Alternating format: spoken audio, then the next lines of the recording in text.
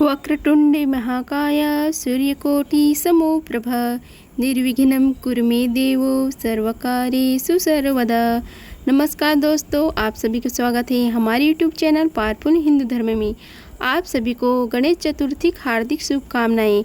आज हम आप सभी को गणेश चतुर्थी के शुभ मुहूर्त, पूजा विधि, कथा तथा महत्व के बारे में आप सभी को बताएंगे।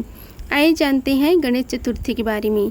सनातन धर्म में हर साल भाद्रपद माह के शुक्ल पक्ष की चतुर्थी तिथि को गणेश चतुर्थी मनाई जाती है। श्री गणेश जी की कृपा, पूजा, आराधना और उनकी कृपा पाने के लिए इस दिन पूजा की जाती है।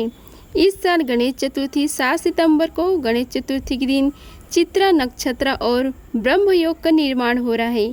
गणेश चतुर्थी की तिथि का आरंभ 6 सितंबर 2024 को दोपहर 12:17 पर होगा और इसका समापन अगले दिन दोपहर 1:34 पर होगा। इसलिए उदय तिथि के अनुसार 7 सितंबर को गणेश चतुर्थी मनाई जाएगी। 7 सितंबर को सुबह 11:03 से लेकर दोपहर 1:34 तक पूजा का शुभ मुहूर्त बना रहेगा। आइए जानते हैं इसके पूजा विधि के बारे में। गणेश चतुर्थी के दिन व्रती को सुबह उठकर सफ़ेद तिल पानी में डालकर स्नान करना चाहिए। गणेश चतुर्थी के दिन श्री गणेश जी का मध्य यानी कि दोपहर में जन्म हुआ था, इसलिए इस दिन दोपहर में श्री गणेश जी की पूजा आराधना का विशेष महत्व है। पूजा के लिए अपनी क्षमता अनुसार चांदी, सोने या मिट्टी की मूर्ति को स्थापित करें और पूजा के शुभ मुहूर्त में पूजा आरंभ करें। हाथ में पास और अंकुश धारण करें।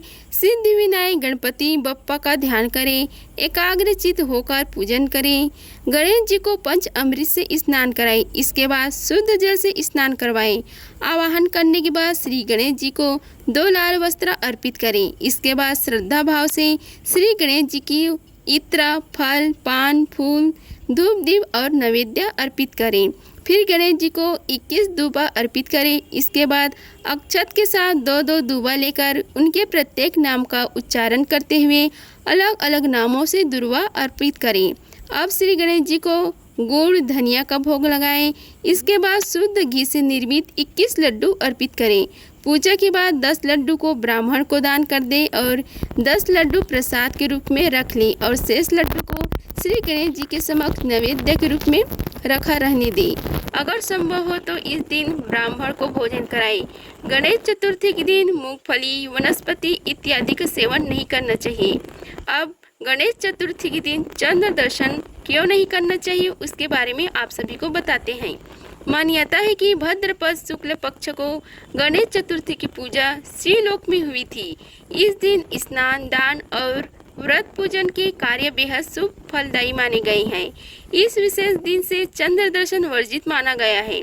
कहा जाता है कि सिंह राशि की संक्रांति में शुक्ल पक्ष की चतुर्थी तिथि को चंद्र दर्शन करने से चोरी, व्यभिचारी, हत्या आदि से मिथ्या कलंकित होना पड़ता है। इसलिए इस दिन चंद्रदेव के दर्शन की मनहानि होती है। यदि भूल से चंद्रदेव के दर्शन हो जाए तो ऐसा कहे, सिंह ने प्रसेनित को मार डाला और जम्बवान ने सिंह को यमालय भेज दिए। हे बेटा, रो मत, तुम्हारी संयमतक मणि यहाँ है। संकष्टी गणेश चतुर्थी व्रत करने से घर परिवार में आ रही विपदा दूर होती है। कई दिनों से रुके मंगलिक कार्य का संपन्न होते हैं तथा भगवान श्री गणेश असीम सुखों की प्राप्ति कराते हैं।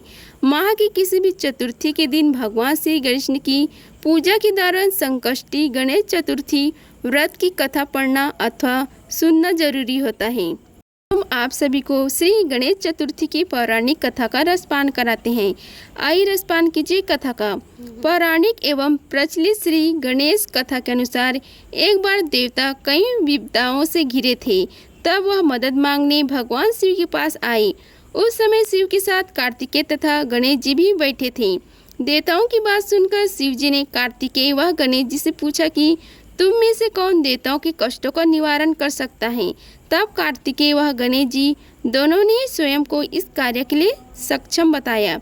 इस पर भगवान शिव ने दोनों की परीक्षा लेते हुए कहा कि तुम दोनों में से जो सबसे पहले पृथ्वी की परिक्रमा करके आएगा वही देवताओं की मदद करने जाएगा। भगवान शिव के मुख से यह वचन सुनते ही कार्तिकेय अपने वाहन में मोर पर बैठकर पृथ्वी की परिक्रमा करने के लिए निकल पड़े। परंतु श्री गणेश जी सोच में पड़ गए कि वह चूहे के ऊपर चढ़कर सारी पृथ्वी की परिक्रमा करेंगे तो इस कार्य में उन्हें बहुत समय लग जाएगा। तभी उन्हें एक उपाय सूझा। गणेश जी अपने स्थान से उठे और अपने माता पिता की 7 बार परिक्रमा करके वापस बैठ गए। परिक्रमा करके लौटने पर कार्तिकेय स्वयं को विजेता बताने लगे। तब शिव जी ने श्री गणेश जी से पृथ्वी की परिक्रमा न करने का कारण पूछा। तब श्री गणेश जी ने कहा, माता पिता के चरणों में ही समस्त लोक हैं। यह सुनकर भगवान शिव ने गणेश जी को देवता के संकट दूर करने की आज्ञा दी। इस प्रकार भगवान शिव ने गणेश जी को आशीर्वाद दिया कि चतुर्थी के दिन जो तुम्हारा पूजन करेगा और रात्रि में चंद्रमा को अर्घ्य देगा, उसके तीनों तप यानी दैहिक ताप, दाविक ताप तथा भौतिक तप दूर होंगे। इस व्रत को करने से व्रतधारी की सभी तरह की दुख दूर होंगे और जीवन की भौतिक सुखों की प्राप्ति होगी। चारों तरफ से मनुष्य की सुख समृद्धि बढ़ेगी। पुत्र पौत्र आदि धन ऐश्वर्य की कमी नहीं रहेगी। गणेश चतुर्थी की दूसरी कथा के अनुसार एक समय की बात है, राजा हरिश्चंद्र के राज्य में एक कुम्हार था। वह मिट्टी के बर्तन बनाता था, लेकिन वे कच्चे रह जाते थे। एक पुजारी की सलाह पर उसने इस समस्या को दूर करने के लिए एक छोटे बालक को मिट्टी के बर्तनों के साथ आवा में डाल दिया। उस दिन संकटी चतुर्थी का दिन था। उस बच्चे की माँ अपने बेटे के लिए परेशान थी। उसने गणेश जी से बेटी की कुशलता की प्रार्थना की। दूसरे दिन जब कुम्हार ने सुबह उठकर देखा तो आवा में उसके बर्तन तो पक गए थे, लेकिन बच्चे का बाल बाका भी नहीं हुआ था। वह डर गया और राजा के दरबार में जाकर सारी घटना बताई। इसके बाद राजा ने उस बच्चे और उसकी माँ को बुलाया तो माँ ने सभी तरह की विघ्न को दूर करने वाली संकटी चतुर्थी का वर्णन किया। इस घटना के बाद से महिलाएं संतान और परिवार के सौभाग्य के लिए संकट चौथ का व्रत करने लगी। तीसरी कथा के अनुसार एक समय की बात है कि भगवान विष्णु का विवाह लक्ष्मी जी के साथ निश्चित हो गया। विवाह की तैयारी होने लगी। सभी देवताओं को निमंत्रण भेजे गए, परंतु श्री गणेश जी को निमंत्रण नहीं दिया गया। कारण जो भी हो रहा हो, भगवान विष्णु की बारात जाने का समय आ गया। सभी देवता अपनी पत्नियों के साथ विवाह समारोह में आए। उन सब ने देखा कि श्री गणेश जी कहीं नहीं दिखाई दे रहे। तब वे आपस में चर्चा करने लगे कि क्या गणेश जी को नहीं न्योता है या स्वयं गणेश जी नहीं आए हैं। सभी को इस बार आश्चर्य होने लगा। तभी सबने विचार किया कि विष्णु भगवान से ही इसका कारण पूछा जाए। विष्णु भगवान से पूछने पर उन्होंने कहा कि हमने गणेश जी के पिता भोलेनाथ महादेव को न्योता भेजा है।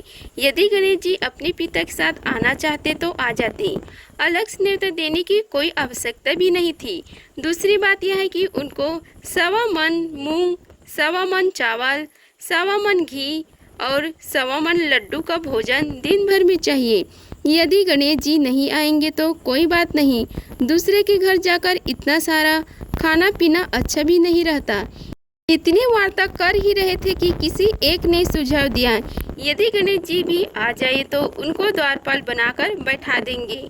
आप घर की याद रखना, आप तो चूहे पर बैठकर धीरे धीरे चलेंगे तो बारात से बहुत पीछे रह जाओगे। यह सुझाव भी सबको पसंद आ गए तो विष्णु भगवान ने भी अपनी सहमति दे दी। होना क्या था कि इतने में ही गणेश जी वहां आ पहुँचे और उन्हें समझा बुझाकर घर की रखवाली करने को बैठा दिया। बारात चल दी। तब नारद जी ने देखा कि गणेश जी तो दरवाजे पर ही बैठे हुए हैं, तो वे गणेश जी के पास गए और रुकने का कारण पूछा। गणेश जी कहने लगे कि विष्णु भगवान ने मेरा बहुत अपमान किया है। नारद जी ने कहा कि आप अपनी मुस्तक सेना को आगे भेज दें तो वह रास्ता खोद देगी, जिससे उनके वाहन धरती में धंस जाएंगे। अब आपको सम्मान पूर्वक बुलाना पड़ेगा। अब तो गणेश जी ने अपनी मुस्तक सेना जल्दी से आगे भेज दी और सेना ने जमीन पोली कर दी। जब बारात वहां से निकली तो रथों के पहिए धरती में धंस गए। लाख कोशिश करे परंतु पहिए नहीं निकले। सभी ने अपने अपने उपाय किए परंतु पहिए तो नहीं निकले, बल्कि जगह जगह से टूट गए। किसी की भी समझ में नहीं आ रहा था कि अब क्या किया जाए। तब नारद जी ने कहा, आप लोगों ने गणेश जी का अपमान करके अच्छा नहीं किया है। उन्हें मना कर लाया जाए तो आपका कार्य सिद्ध हो सकता है और यह संकट टल सकता है। शंकर भगवान ने अपने दूत नंदी को भेजा और वे गणेश जी को लेकर आए। गणेश जी का आदर सम्मान के साथ पूजन किया। तब कहीं रथ के पहिए निकले। अब रथ के पहिए निकल तो गए, परंतु वे टूट फूट गए थे, तो उन्हें सुधारे कौन। पास के खेत में खाती काम कर रहा था, उसे बुलाया गया। खाती अपना कार्य करने के पहले श्री गणेशाय नमः कहकर गणेश जी की वंदना मन ही मन करने लगा। देखते ही देखते खाती ने सभी पहियों को ठीक कर दिया। तब खाती कहने लगा कि हे देवताओं, आपने सर्वप्रथम गणेश जी को नहीं मनाया होगा और न ही उनकी पूजा की होगी, इसलिए तो आपके साथ यह संकट आया है। हम तो मूर्ख अज्ञानी हैं, फिर भी पहले श्री गणेश जी को पूजते हैं, उनका ध्यान करते हैं, और आप लोग तो देवता गण हैं, फिर भी आप गणेश जी को कैसे भूल गए। अब आप लोग भगवान श्री गणेश जी की जय बोलकर जाए तो आपके सब काम बन जाएंगे और कोई संकट भी नहीं आएगा। ऐसे कहते हुए बारात वहाँ से चल दी और विष्णु भगवान का लक्ष्मी जी के साथ विवाह संपन्न करा के सभी सकुशल घर लौट आए। हे गणेश जी महाराज, आपने विष्णु को जैसे कारज सरियो, ऐसा कारज सबको सिद्धि कर जो। बोलो गजानन भगवान की जय। गणेश चतुर्थी की चौथी कथा के अनुसार एक बार भगवान शिव तथा माता पार्वती नर्मदा नदी के किनारे बैठे थे। वहाँ माता पार्वती ने भगवान शिव से समय व्यतीत करने के लिए चौपट खेलने को कहा। शिव चौपट खेलने के लिए तैयार हो गई, परंतु इस खेल में हार जीत का फैसला कौन करेगा, यह प्रश्न उनके समक्ष उठा तो भगवान शिव ने कुछ तिनके एकत्र कर उसका एक पुतला बनाकर उसकी प्राण प्रतिष्ठा कर दी और पुतले से कहा, बेटा हम चौपट खेलना चाहते हैं, परंतु हमारी हार जीत का फैसला करने वाला कोई नहीं है, इसलिए तुम बताना कि हम दोनों में से कौन हारा और कौन जीता। उसके बाद भगवान शिव और माता पार्वती का चौपट खेलना शुरू हो गया। यह खेल 3 बार खेला गया और संयोग से तीनों बार माता पार्वती ही जीत गई। खेल समाप्त होने के बाद बालक से हार जीत का फैसला करने के लिए कहा गया, तो बालक ने महादेव को विजय बताया। सुनकर माता पार्वती क्रोध हो गई और क्रोध में उन्होंने बालक को लंगड़ा होने के कीचड़ में पड़े रहने का श्राप दे दिया। बालक ने माता पार्वती से माफ़ी मांगी और कहा कि यह मुझसे अज्ञातवास ऐसा हुआ है, मैंने किसी देश भाव से ऐसा नहीं किया है। बालक द्वारा क्षमा मांगने पर माता ने कहा, यहाँ गणेश पूजन के लिए नाग कन्याएं आएगी, उनके कहे अनुसार तुम गणेश व्रत करो, ऐसा करने से तुम मुझे प्राप्त करोगे। यह कहकर माता पार्वती शिव के साथ कैलाश पर्वत चली गई। 1 वर्ष के बाद उस स्थान पर नाग कन्याएं आई। तब नाग कन्याओं ने श्री गणेश के व्रत की विधि मालूम करने पर उस बालक ने 21 दिन लगातार श्री गणेश जी का व्रत किया। उसकी श्रद्धा से गणेश जी प्रसन्न हुए। उन्होंने बालक को मनवांछित फल मांगने के लिए कहा। उस पर उस बालक ने कहा, हे विनायक, मुझसे इतनी शक्ति दीजिए कि मैं अपने पैरों से चलकर अपने माता पिता के साथ कैलाश पर्वत पहुंच सकूं। और वे देख प्रसन्न हुई। तब बालक को वरदान देकर श्री गणेश जी अंतर्ध्यान हो गए। इसके बाद वह बालक कैलाश पर्वत पर पहुंच गए और कैलाश पर्वत पर पहुंचने की अपनी कथा उसने भगवान शिव को सुनाई। चौपड़ वाले दिन से माता पार्वती शिव जी से विमुख हो गई थी, अतः देवी के रुष्ट होने पर भगवान शिव ने भी बालक के बताए अनुसार 21 दिनों तक श्री गणेश का व्रत किया। इस व्रत के प्रभाव से माता पार्वती के मन से भगवान शिव के लिए जो नाराजगी थी वह समाप्त हो गई। तब यह व्रत विधि भगवान शंकर ने माता पार्वती को बताई। यह सुनकर माता पार्वती के मन में भी अपने पुत्र कार्तिकेय से मिलने की इच्छा जागृत हुई। तब माता पार्वती ने भी 21 दिन तक श्री गणेश का व्रत किया तथा दुर्वा, फूल और लड्डुओं से श्री गणेश जी का पूजा अर्चना किया। व्रत के 21वें दिन कार्तिकेय स्वयं माता पार्वती जी से आ मिले। उस दिन से श्री गणेश चतुर्थी का यह व्रत समस्त मनोकामनाओं की पूर्ति करने वाला व्रत माना जाता है। इस व्रत को करने से मनुष्य के सारे कष्ट दूर होकर मनुष्य को समस्त सुख सुविधा प्राप्त होती है। अगर आप सभी को हमारी वीडियो अच्छी लगी होगी तो वीडियो को लाइक कीजिए, चैनल को सब्सक्राइब कीजिए और कमेंट बॉक्स में जय श्री गणेशाय लिखिए। धन्यवाद। मिलते हैं अगले वीडियो में, तब तक के लिए जय श्री गणेशाय नमः।